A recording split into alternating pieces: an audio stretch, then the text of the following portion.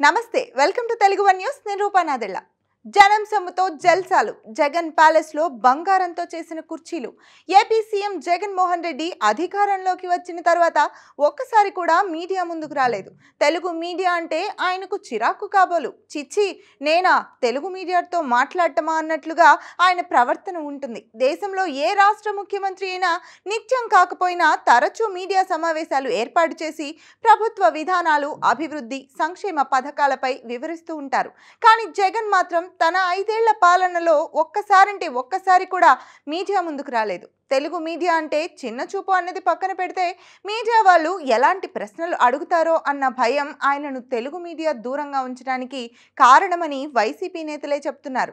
తాజాగా ఎన్నికల వేళ తప్పనిసరి పరిస్థితుల్లో జగన్ ఓ తెలుగు ఛానల్కు ఇంటర్వ్యూ ఇచ్చారు.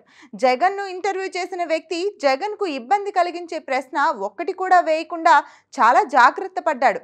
జగన్ సమాధానం చెప్పగలిగే ప్రశ్నలతోనే ఆ ఇంటర్వ్యూ సాగింది. ఇంటర్వ్యూ జరిగిన విధానం అలా ఉంచితే ఈ ఇంటర్వ్యూ సందర్భంగా జగన్ సదరు టీవీ ఛానల్ ప్రతినిధి కూర్చున్న కుర్చీలు ప్రస్తుతం తెలుగు రాష్ట్రాల్లో హాట్ టాపిక్ గా మారాయి. తాడేపల్లిలోని సీఎం జగన్ మోహన్ రెడ్డి ప్యాలెస్ లోనే ఇంటర్వ్యూ జరిగిందని అంటున్నారు. ఈ ఇంటర్వ్యూలో జగన్ మోహన్ రెడ్డి టీవీ ఛానల్ ప్రతినిధి కూర్చున్న కుర్చీలను చూసి తెలుగు ప్రజలు ముక్కున వేలేసుకుంటున్నారు. జగన్ ధనవంతుడని అందరికీ తెలుసు. దేశంలో రాష్ట్రాల సీఎంలలో అత్యంత ధనవంతుడు జగన్ అని జాతీయ మీడియాలోనూ గతంలోనే కథనాలొచ్చాయి.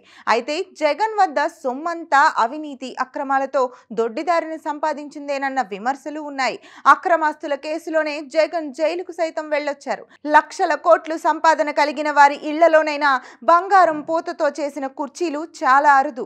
రాజుల కాలంలో బంగారం పూతతో కూడిన కుర్చీలు ఉండేవని పుస్తకాల్లో చదువుకోవడమే తప్ప వాటిని చూసిన దాఖలాలు లేవు. ప్రస్తుతం జగన్ మోహన్ రెడ్డి టీవీ ఛానల్కు ఇచ్చిన ఇంటర్వ్యూలో కుర్చీలకు బంగారపు తొడుగు వేసిన సింహాలు కనిపించాయి.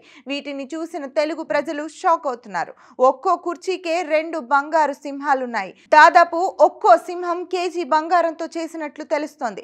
జగన్ అవినీతి సొమ్ముతో తన ఇంట్లో బంగారపు కుర్చీలు చేయించుకున్నారని ఆయన చెల్లెలు వైఎస్ షర్మిల ఇటీవల కాలంలో చెప్పిన సంగతి తెలిసిందే. అయితే అప్పుడు ఆమె మాటలను జనం నమ్మలేదు. ప్రస్తుతం బంగారు కుర్చీలకు సంబంధించిన ఫోటోలు బయట పడడంతో అందరూ షాక్ అవుతున్నారు.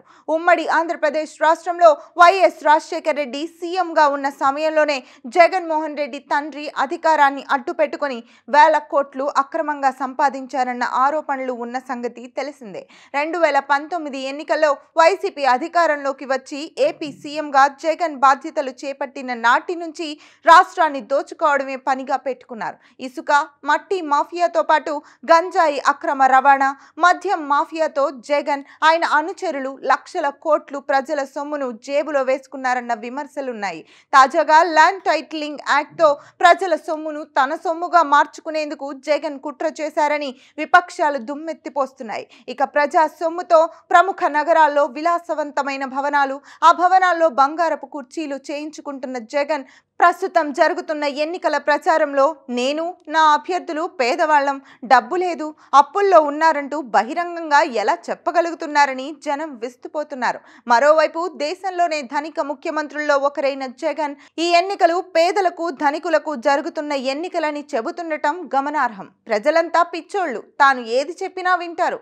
ఎన్నికల సమయంలో డబ్బులు పనిచేస్తే ఓట్లు వేస్తారని జగన్, వైసీపీ నేతలు ఫిక్స్ అయినట్లు కనిపిస్తోంది. ప్రజల పట్ల జగన్, వైసీపీ అభ్యర్థుల దుర్మార్గపు ఆలోచనను కూకటి వేళ్లతో పెకిలించి వేయాలంటే మే 13న జరిగే పోలింగ్లో ఓటును ఆయుధంగా మార్చాల్సిందే.